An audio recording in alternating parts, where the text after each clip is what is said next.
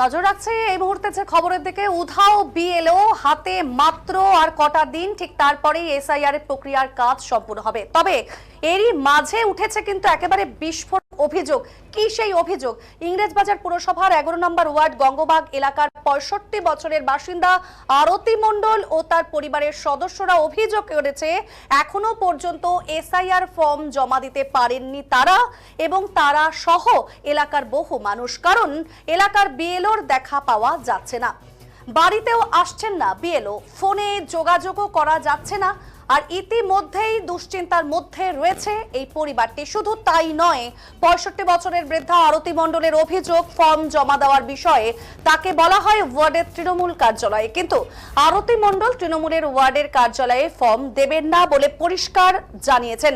রীতিমতো তিনি প্রতিবাদ করেছেন, তবে চিন্তার মধ্যে রয়েছেন তিনি। তার পরিষ্কার বক্তব্য, বিএলও এসআইআর ফর্ম বাড়িতে যেমন দিয়ে গেছেন তিনি তার হাতেই ফর্ম দেবেন। আরতি মণ্ডলের বোন ভারতী সরকার ও তার বোনের মেয়ে সরচিতা কর্মকার, তাদেরও কিন্তু ফর্ম এখনো জমা দিতে পারেননি। তাদেরকেও জিজ্ঞেস করা হলে তারা পরিষ্কার জানিয়ে দিয়েছেন বিএলও ফোন করা হলে ফোনে তাকে পাওয়া যাচ্ছে না, তারা তৃণমূলের কার্যালয়ে ফর্ম জমা দেবে না, বিএলএর হাতেই তারা ফর্ম দেবে। আর এদিকে এই ঘটনাকে নিয়েই শুরু হয়েছে কিন্তু রাজনৈতিক চাপানোতর। নজর রাখছি কিন্তু এই মুহূর্তে যে খবরের দিকে, যে এসআইআর এর ফর্ম নিয়ে এখন প্রত্যেকটি জায়গাতে কিন্তু সকলেই চিন্তিত এবং প্রত্যেকে জমাও দিয়েছেন। ঠিক সেই জায়গায় দাঁড়িয়ে বিএলওর হদিশ পাওয়া যাচ্ছে না, তা কাজেই চিন্তিত হয়ে পড়েছেন এই এলাকাবাসীরা এবং তারা জানাচ্ছে যে কোনো রকম ভাবেই তৃণমূলের অফিসে গিয়ে, অর্থাৎ সেন্টারে, তারা সেখানে গিয়ে, কার্যালয়ে গিয়ে তারা এই বিএলওর যে মানে এসআইআর যে ফর্ম তারা সেটা জমা দেবেন না। যে বিএলওর তাদেরকে জমা দিতে দিয়েছেন ফর্ম, তাদের হাতেই তিনি জমা দেবেন। কি জানাচ্ছেন এ বিষয়ে অভিযোগকারীরা, শোনাবো। এসআইআর এসেছিল, একদিন ফর্ম দিয়েছে, আমি ছিলাম না, অসুস্থ, তারপরে আর আসেনি, ফর্ম জমা দিতে পারিনি।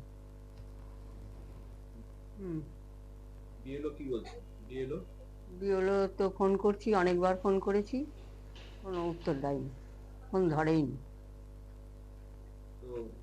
বিএলও এখনো আসেনি, আর আমরা বয়স্ক মানুষ, আর ফর্ম জমা হয়নি, সামনে ভোট, আমরা খুব চিন্তায় আছি। নামটা থাকবে কি থাকবে না, না কাটা পড়ে যাবে, সেটা নিয়ে চিন্তায় আছি। চিন্তায় আছি। আমার ফ্যামিলিতে আমি আর আমার মা আর বোন আছে। মা আর বোন মৃত, আমি এখন জীবিত, আর আমার বোন আছে পাশের বাড়ি, ওদেরও নিয়ে যাই। সে ফর্ম এখানে জমা দিয়ে যাও, দেখছি আমরা কি করতে পারি। কি বলে তৃণমূল বলছে এখানে জমা দিয়ে যেতে পারো, আমরা দেখছি।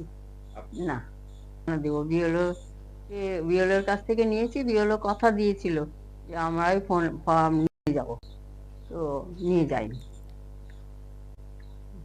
দিব তৃণমূল পার্টি অফিসে। আপনার নাম?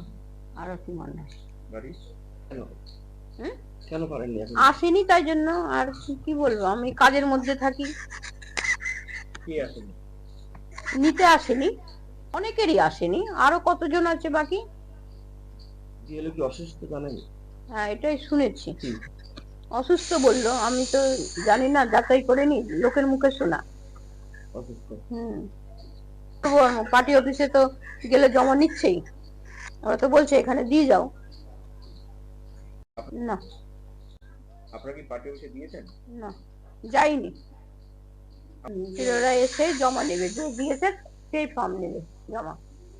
এলো যেমন দিয়েছে তেমনি ওই এসে যেন নিয়ে যায় ফর্মটা। ছিল, এক মাস আগে দিয়েছিল, কিন্তু জমা নেয়নি এখনো, সেটা নিয়ে খুব চিন্তায় আছে। কেন জমা নেয়নি?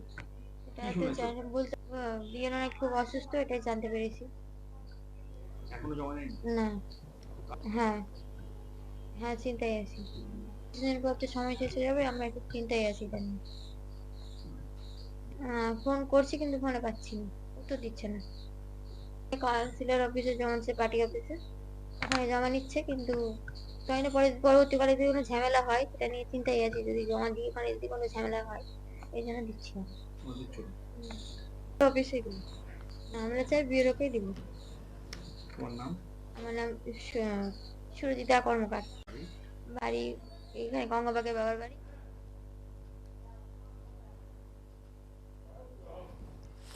এই ঘটনাকে ঘিরেই কিন্তু শুরু হয়েছে রাজনৈতিক চাপানোতর এবং দক্ষিণ মালদা বিজেপির সভাপতি অজয় গাঙ্গুলি জানিয়েছেন ৬৫ বছরের বৃদ্ধাকে তারা প্রণাম জানাচ্ছে, কারণ তিনি এই বয়সেও প্রতিবাদ করছেন, কারণ তিনিও চাইছেন পশ্চিমবঙ্গে সুশাসন গড়ে উঠুক।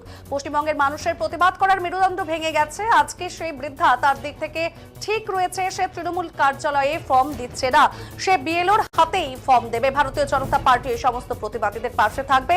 আসলে বিএলওরা তৃণমূলের উপর ভরসা করেই থাকছে। কি জানাচ্ছেন এই বিষয়ে অজয় গাঙ্গুলি, শোনাবো।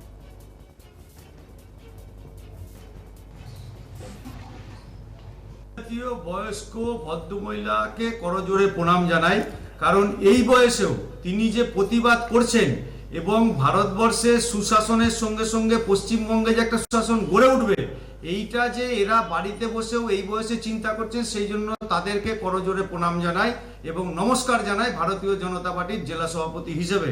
কারণ পশ্চিমবঙ্গের মানুষের প্রতিবাদ করার মেরুদণ্ড ভেঙে গেছে। এই জাতীয় বয়স্করা যে এখনো ভারতবর্ষ তথা পশ্চিমবঙ্গে একটা সুশাসন চাচ্ছেন, সেই জন্য তারা বিএলও এবং কাউন্সিলরের অফিসে গিয়ে ফর্ম জমা দিচ্ছেন না এবং তারা তাদের স্ট্যান্ড পয়েন্টে একবারে ঠিক থাকুন। ভারতীয় জনতা পার্টি এই সমস্ত সাধারণ মানুষ যারা প্রতিবাদ করতে পারে তাদের পাশে থাকবে এবং যতদূর যাওয়ার সেই অবধি কিন্তু যাবে। আমরা যারা পর্যবেক্ষক এসেছিল তাদেরকে বলেছি বিএলওদের এই জাতীয় আচরণ চলছে, বিডিওদের এবং জেলা প্রশাসনের মদতে তারা আমাদেরকে বলেছে এই জাতীয় বিডিও এবং এই জাতীয় বিএলওর কোনো চাকরি থাকার ব্যবস্থা ইলেকশন কমিশন রাখবে না।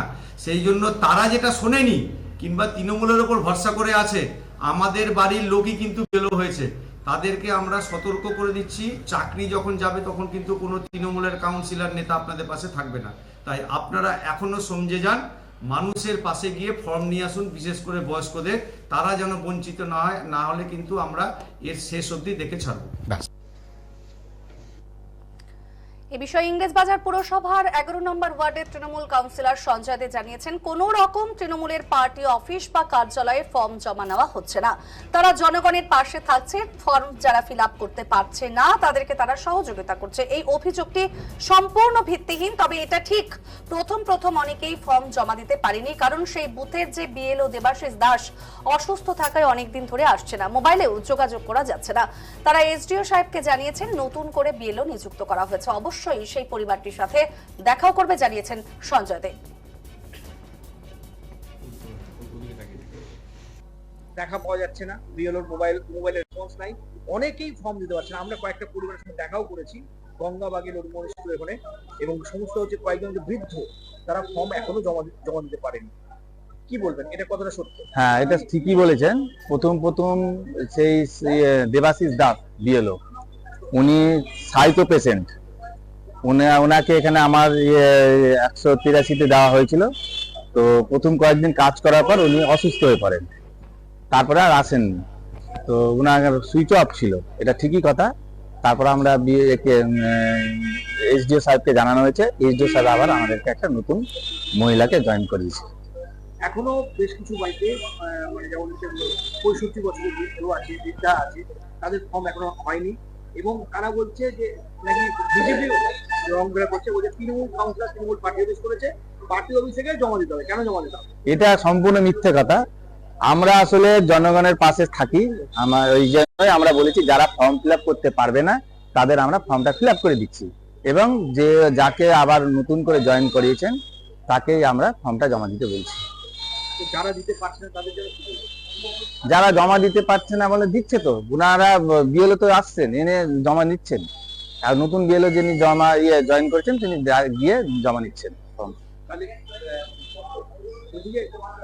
না, পার্টি অফিস থেকে এটা সম্পূর্ণ মিথ্যে কথা বলছে। আমরা পার্টি অফিস থেকে কোনো ফর্মই দিচ্ছে না, আমরা ফর্মটাকে ফিল আপ করে দিচ্ছি। যারা ফর্ম ফিল আপ করতে পারছে না, আমাদের এখানে অনেকটাই হচ্ছে মানে ফর্ম ফিল আপ অনেকেই করতে পারছে না, তো আমরা ভাবছি যে তাদের অসুবিধা যাতে না হয় সেই জন্য আমরা ফর্মটাকে ফিল আপ করে দিচ্ছি। যারা এখনো অব্দি দিতে পারেনি তাদের কাছে না, আবার বিএলও আবার যাচ্ছে, বিএলও যাচ্ছে বাড়ি বাড়ি গিয়ে ফর্ম নিচ্ছে এবং জমা নিচ্ছে। আপনার নাম?